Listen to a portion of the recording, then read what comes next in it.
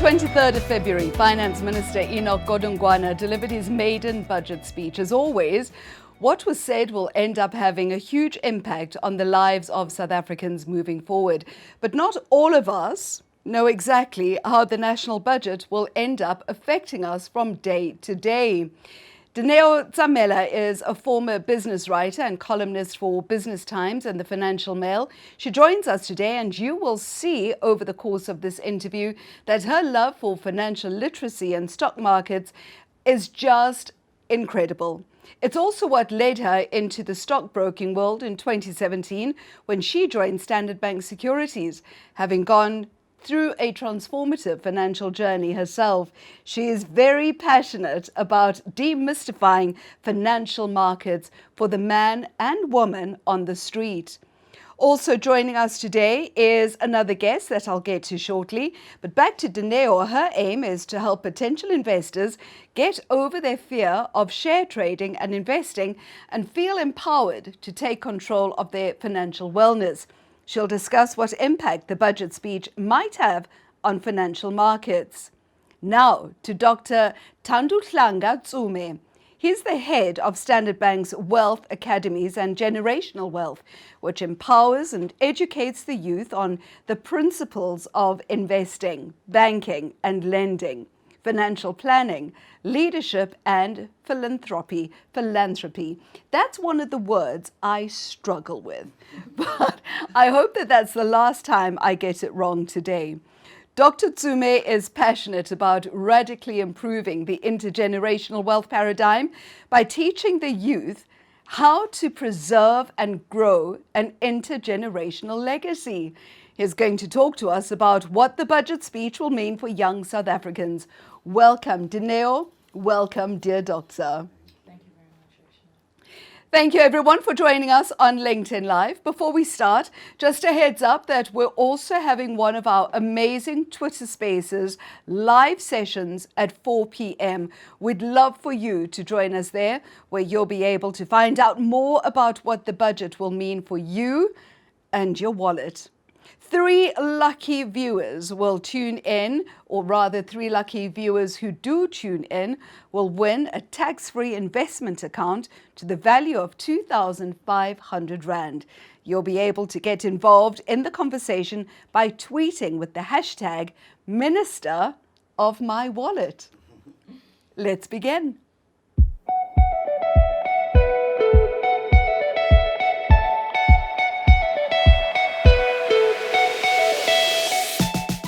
Dineo, do you think that anything said in the budget 2022 should impact people's investing and trading strategies in any way?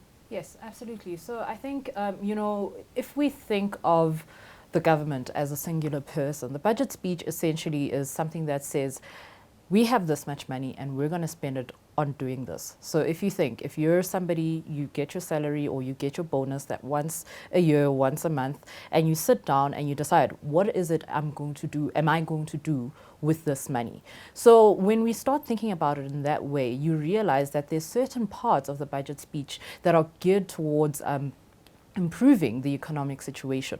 The National Treasury generally takes care of our fiscal policy. So it tells you, how is the government planning on improving, the government facilities, but also making life somewhat easier for South Africans. And as we've seen, we've come out of a very tough time. And what the budget speech we saw, taxes, income tax didn't go up. We didn't get any special concessions around tax-free accounts, and we'll chat about those a bit later. But you've also got other bits and pieces that have remained the same. You've got the fuel levy that's remained the same. You've got the RAF levy that's also remained the same. And once again, we'll also touch on those a bit later. But what's key for investors or people who are interested and are looking for opportunity or looking to devise a strategy around what's been said and potential economic impact, you have to think, where is the money going? What is the government going to be spending money on? Where are the areas that they're willing, or which areas are going to benefit, which sectors are the ones in a good place? What we're seeing is the Minister of Finance really tried to ease pressure on consumer pockets.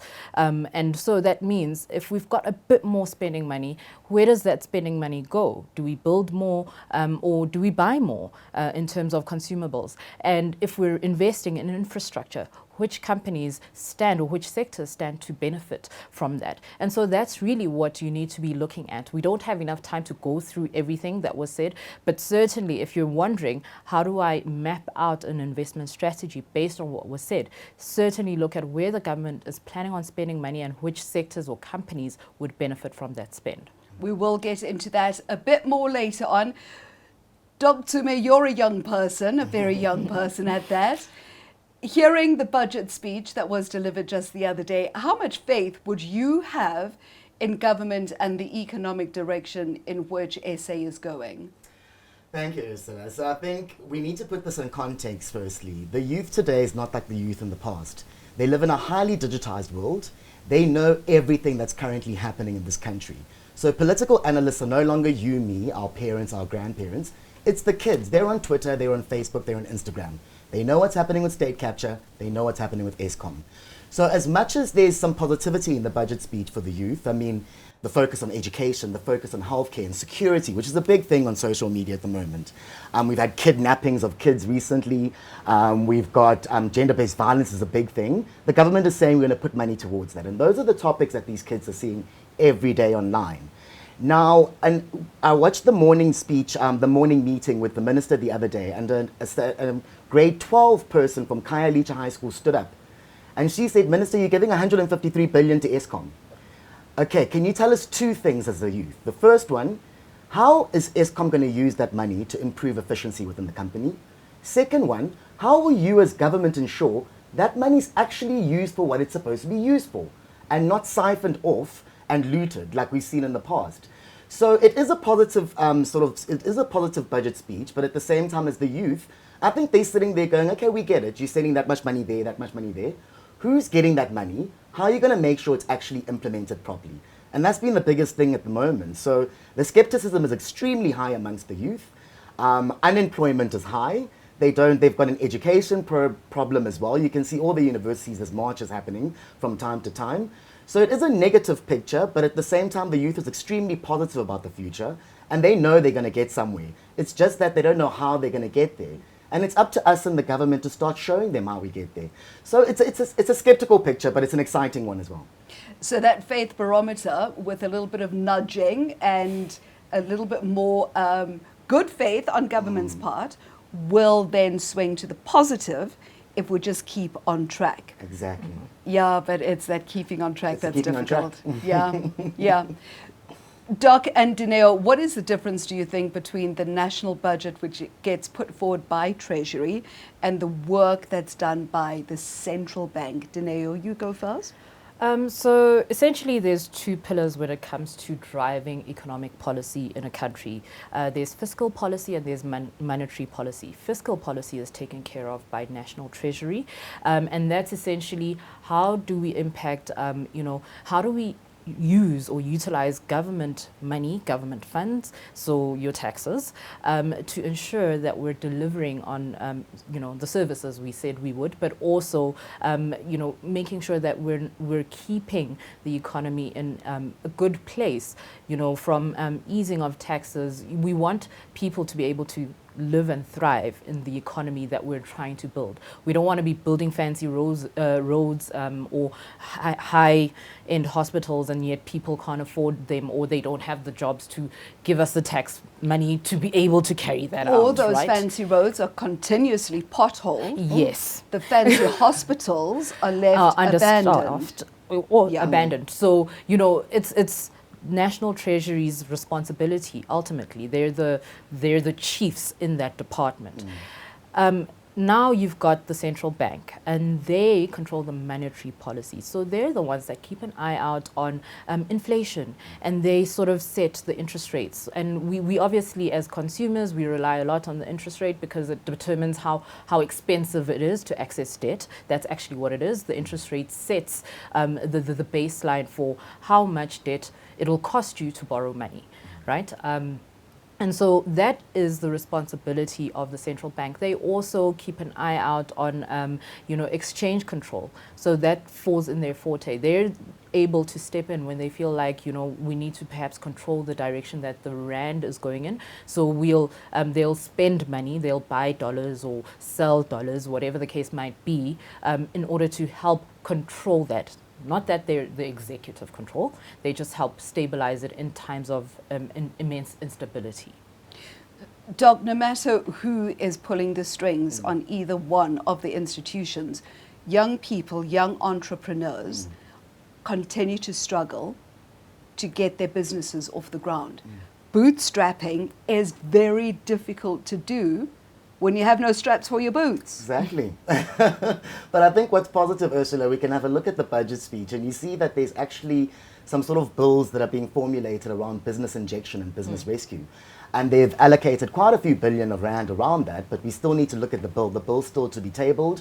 We don't know how easy that access will be, but I know they'll be working with the banks to facilitate that access. So if you're a young person, first and foremostly, COVID came in and smashed out all the entrepreneurs that were already established. That's already putting us in the back burner. Second one, we've got an economy that's not doing too well at the moment. So people are going to be a bit lost as how do we actually start a business? Will people even buy the produce that we're making? And then I think straight after that, we look at the unemployment rate. Yeah. I think it's sitting at 64.4% now. It's gotten The real one, and that unemployment rate, all it says to anybody who's 35 and under is, you need to sort yourself out, you need to get yourself a business so you can pay yourself, because nobody's going to pay you. And it's a frightening thing. So I think first and foremostly, the business angle from the budget speech is very positive. Secondly, I think the education component, which is also important in becoming an entrepreneur, that's also being looked at, and there's a lot more money being allocated towards that.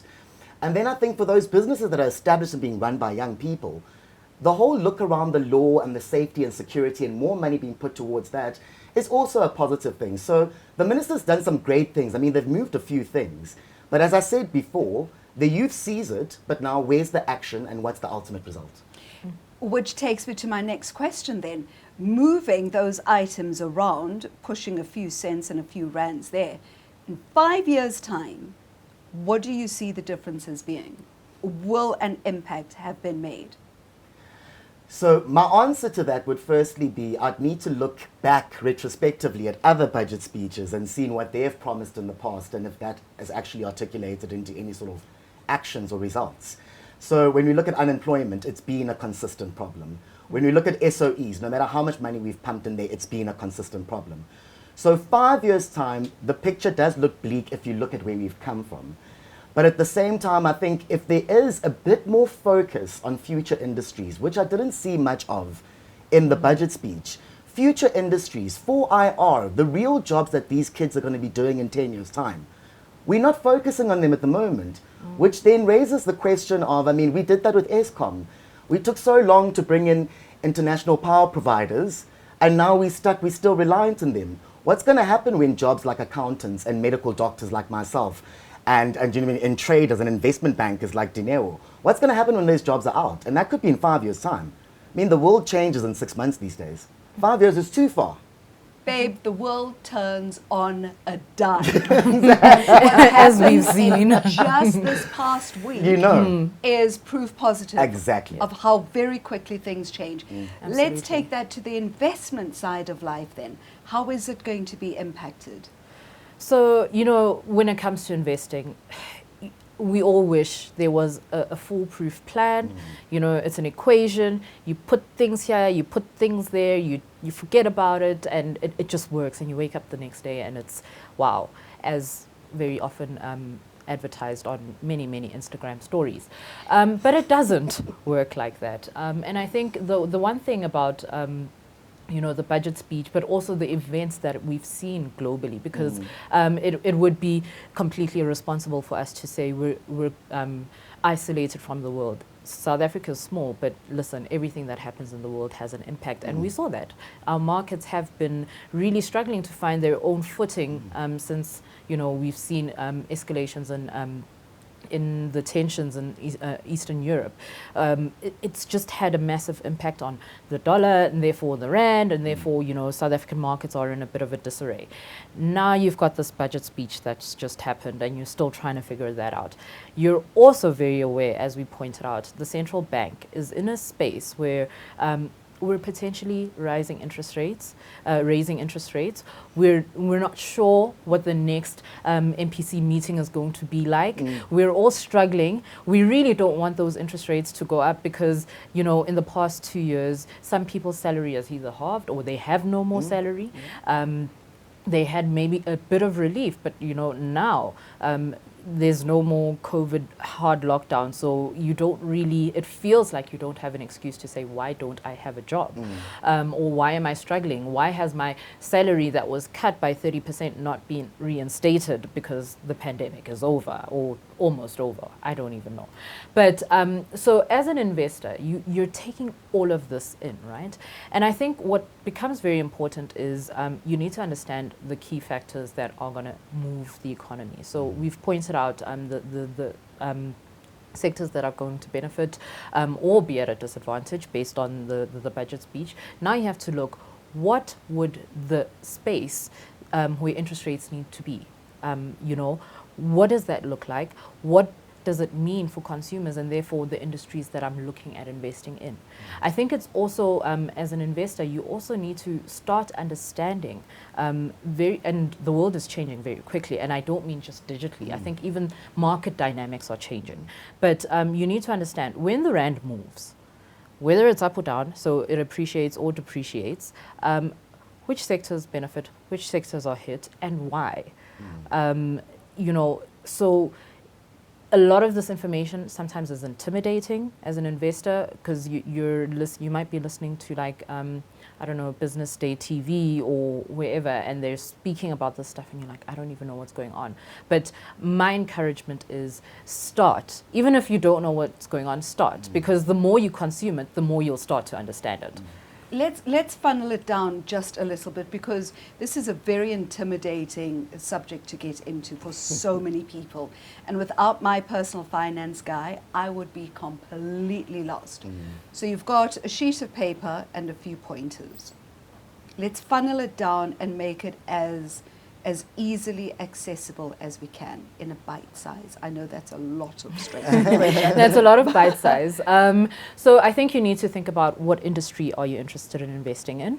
So what sector? Is it mining? Is it banking? Is it retail? And by What's retail, safe? we mean Nothing really is safe. So I'm not in a position, because safe also depends on where you are standing financially. If you have the capacity to take on more risk because you have, you're well taken care of, you've got a cushion of cash, therefore you can afford to, play around a little.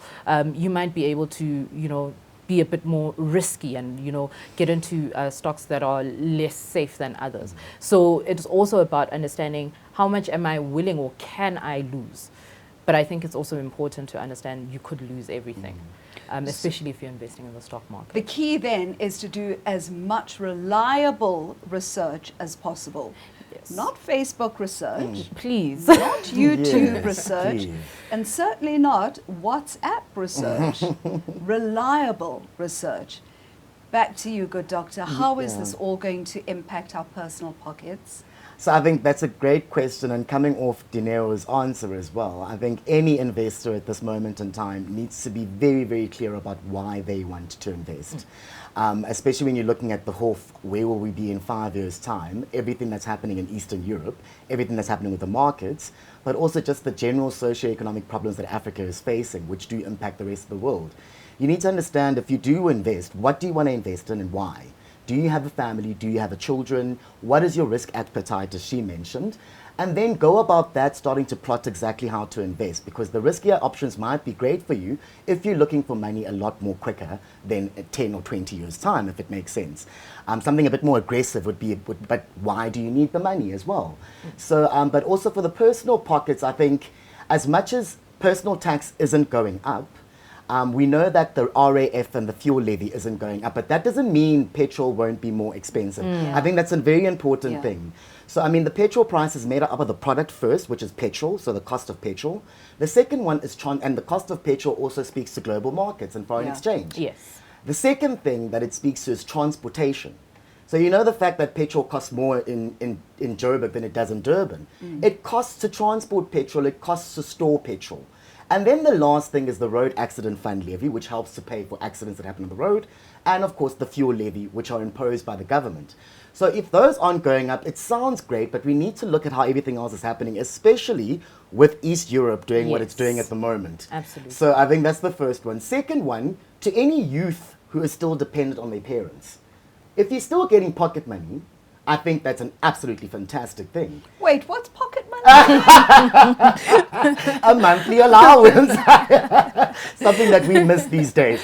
So if you're still getting that pocket money, the fact that your parents' tax isn't going up means you might still be getting the same amount. So it might not be cut down, which is a great thing. But I think what one needs to do as the youth is to start looking between the difference of what you were earning before, what you're earning currently, what you've managed to live off before as a child, and what you think you might need the money for now. Because that extra bit of money, that gives you an opportunity to start saving yourself as well. So take that 50 Rand, take that 100 Rand back to mom and dad and say, I know you're not getting taxed on your personal tax this year, but this 100 Rand, you've kept it there even though it should have gone down because I was getting too much pocket money. Please save this for me. Please open an account and put this aside for me. I think that's what the youth need to think about first of all.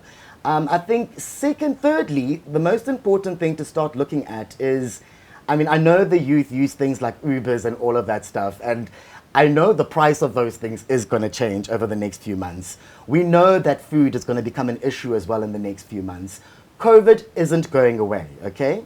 And I mean, I say this to my nephews and nieces and godchildren. The fact that COVID isn't going away means that maybe you shouldn't rush back to get into public life again. Maybe take it slowly and just keep some of the things that you developed during COVID and keep them as normal life moving forward. Because not only did we save money, I saved a lot of money, I opened up a lot more time to do so many other things, like even starting a side hustle. So I think we need to keep in mind that it is great times, but we need to make sure that we're putting away as much as possible now, because that 5 years time question is still sitting on my mind. And it looks quite scary when you look at the country's debt. And you think to yourself, you know, we've got all these plans, they're going to be giving money for SMEs, but that money is essentially coming from not only your mom and dad's pocket if you're a kid, but if you're a youth in your 18 to 20s, it's coming out of your pocket now. So that budget speech, you know, I had a question the other day, is it important for kids to look at the budget speech? And I was like, I think it is, because they know a lot more about politics than we did in the past. So whatever we're saying about their money, because it is their money, they look at it as their money. If I'm working as a waiter and I've got to pay a bit of, it's part of my money that he's talking about online. So I think it's to build a saving and investment culture. It's to build a culture of staying at home and spending more time with loved ones. It's to build a culture of starting to look at what do you spend your money on each month and trying to decrease that amount, especially for 5 years' time. I can hear a cacophony of young voices saying, but the Insta life, we can't pause that. We were forced to pause it for 2 years already, and we just want to get out and be youth and be active and vibrant. So somehow we've got to find a middle ground. I think, a balance. And I think, you know, the Insta life, we love it, we lived it. But also, I think what's become very apparent in the past years is not much of that is real. And I think if you're somebody who is very serious about your future and securing your future, you need to always keep that as a reminder that all we see is good times, great times. And you know, you see an hour or even 5 minutes out of someone's 24 hours and you have no clue what's happening in the other 23 hours and 55 minutes. And therefore, I really think if you're young and you're thinking about your future, think about what can I see and prove to myself, you know, because numbers in your bank account looking great is real. That's real. No one can take that away from you. No one can report it as spam. You know, that's yours, and it's something that you can build on. It's something that can afford you a real instant life where you don't have to pretend to be something you're not. Photoshop your bank balance. Well, That's been known to happen on those Twitter streets. Here's the thing, hashtag life is short. Actually, life is long for everybody that's left behind to still carry on. Yeah. So if you think 5 years is a long time away from now, just think back to 2019. It was literally just yesterday kind of thing. When we say last year, we literally mean 2020. Yeah. It's 2022, you know? That's how fast it moves. So if you can start saving, investing now, even little by little, you'll blink your eyes, and next thing you know, it's 5 years later. And then you've got an unphotoshopped balance to have a look at. And go, Absolutely. oh, now I can indulge in that Insta life. Let's go back to state-owned enterprises. Yes. Do you think that Minister Godongwana touched enough in his budget on how to handle that perilous situation? So I'd have to say I do think, I think his attitude towards the SOEs in the budget speech is really refreshing to see. I think for many, many years, there's been tons of cries on Twitter. Every year we hear about money going to Eskom or SAA. And you see the money going to those companies, yet you see pit toilets at schools, and you see schools not getting developed and soccer fields being built without grass on them. So I think it's great that he's being quite hard with them. Wait, you say quite hard. Is it hard enough, though? I can't say it's hard enough. And you know why you can't say it's hard enough? Is because an SOE like Eskom is extremely vital to this country continuing everyday life. So as much as you want to pull a hard stance against them and treat them as like the child who's naughty at home and say no pocket money for you, they do actually need pocket money because the lights still need to come on. The cars still need to drive. We still need to go to school. You still need to work. And the markets need to run. So he's just being just hard enough, which I think is great for the public sentiment. Because for the first time, we're seeing somebody go, okay, listen, we're not just going to give you money. You need to come up with some ideas of how you're going to sort yourself out.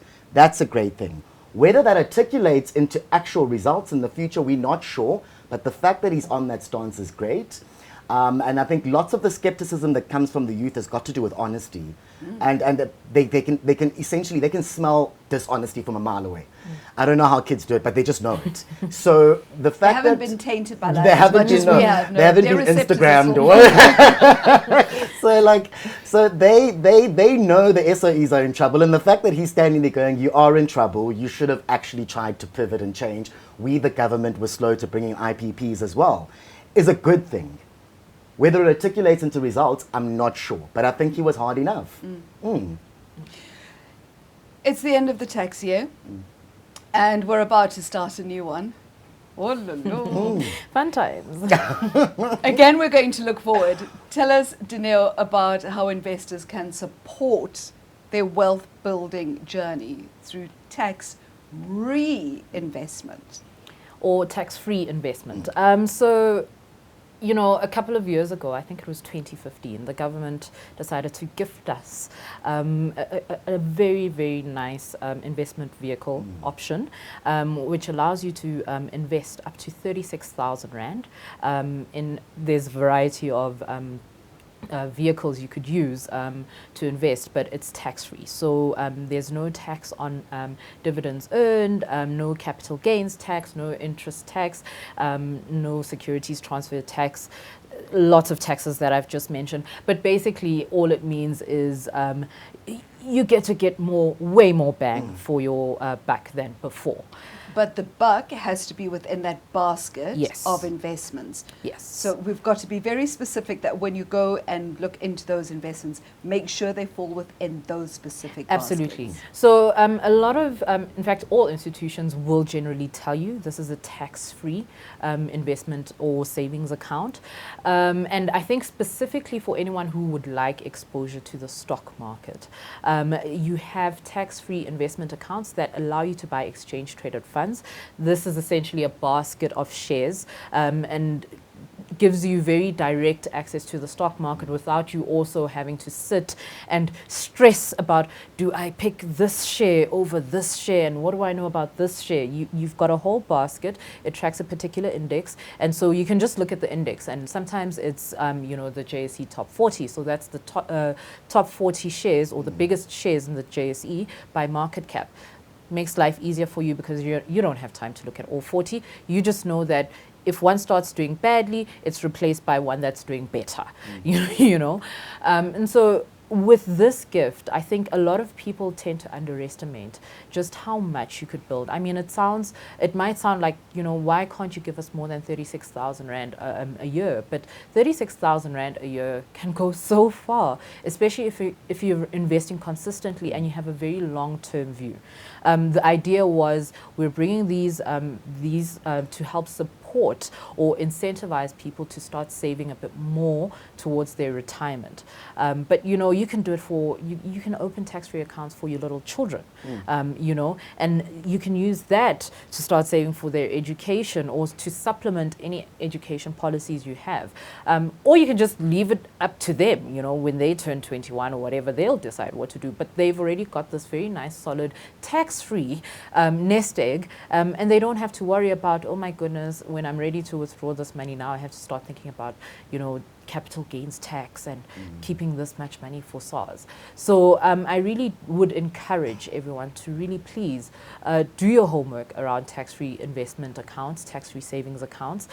You know, that 36,000 Rand, like I say, it's a gift. You're not going to find anything quite as good a deal as that out there. Would the same strategy apply for the younger people? I would assume that it would. Definitely, I think so. I mean, when it comes to investing, we generally work on a goal-based investment philosophy. And everybody's got goals. Whether you're a kid, you're 13, 18, 25, or 60, you've got goals. And I think ascertaining what those goals are firstly creates focus, but it also gives you an idea of what baskets to look at, as Dineo mentioned. And then also understanding yourself a bit better, which is part of the process of knowing your goals, is knowing what are your likes and dislikes, and what are your strengths and your weaknesses. And look at those and understand what your risk appetite is, especially when it comes to investing. Understand what your risk appetite is, apply that thinking, but then also at the same time, don't go it by yourself. Read the stuff, learn the stuff, but financial advisors and people that work at banks are not only there to help you with it, but they're actually paid to do that as a job. So ask as many questions as possible. If you are a young kid and you bank through your parents at a bank, ask your parents to speak to the advisor about what would be best for a 12-year-old kid who's interested in green investments, because they all want green investments. They all want investments that do good for people, whether it's building trees, farms, building schools. That's the kind of stuff that they want. And if you look at the budget speech, it alludes to that kind of stuff coming along.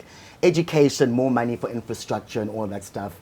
Money being put into businesses that have to do with the farming industry and all of those things. And then I think, Ursula, to close off on that, for the younger generation, entrepreneurship is probably another way to start investing in your future. There are so many kids out there with the craziest of ideas at the moment. We've got some kids at the Academies who have come up with some great business ideas in the past. And I think it's time for us as the senior people in this country to start not only empowering, but encouraging these kids. And we need to encourage them to start thinking about, if you were to open business, what would you open? But also at the same time, for the older kids, the 18, 20-something-year-olds, there's some really beautiful options out there for you. I mean, business banking accounts now just cost 5 Rand a month. Those things used to be 200, 300 Rand. You've got a business banking account now that's 5 Rand a month. On top of that, we've got financial education focused on how to start a business, being offered by many institutions, especially Standard Bank. I mean, you go into BizConnect, you'll know exactly how to start, how to end a business from back to front. You want to get a business online, you don't need to do coding.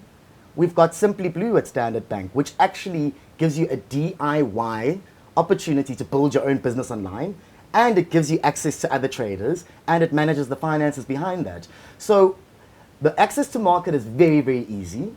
It's just for us to start creating those conversations within our families and with our children to start seeing what other interests or skills do they have that they can utilize to build businesses.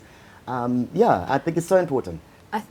I think the one thing I actually wanted to mention, Dr. Thandu, is sometimes, especially when it comes to investing in the stock market, we tend to be intimidated. One of the tricks that I've certainly used it with my son is we go shopping or we go driving or whatever, and you'd be surprised if you were to ask children, based on the places we've been and the places we shop, which shares would you buy? And that is such an interesting way to get them started. And you're also working on the fact that they've still got a very long runway. So they can make their mistakes. You know, today they might say, I'm going to buy MTN, and then tomorrow it's something else, and then it doesn't do quite well. They'll feel sad, but you've got a whole lot of runway to actually start getting children to think about, what am I consuming? What is the benefit? What is the longevity I see for this product? And therefore, is it something I should be putting my money into? Exactly. It's so funny walking into a particular shop with your child, and they go, yes, let's absolutely buy from here because I own this place. See, if you start young, the younger you start, the longer you'll rebound and get back up and live to fight another daytime you have. Thank you so much. This has been so insightful. You both are incredible. I can't thank you enough for your time. I can't thank you enough for your passionate insights. Thank you. Dineo and Dr. Thandu helping us unpack Finance Minister Enoch Godongwana's first budget speech for 2022. While there are certain financial decisions made at a national level that are out of our control, we do have the power to choose how we react to the budget and how we allow it to influence our personal financial decision. Thank you so much for joining us today. I'm Ursula Chikane. Goodbye.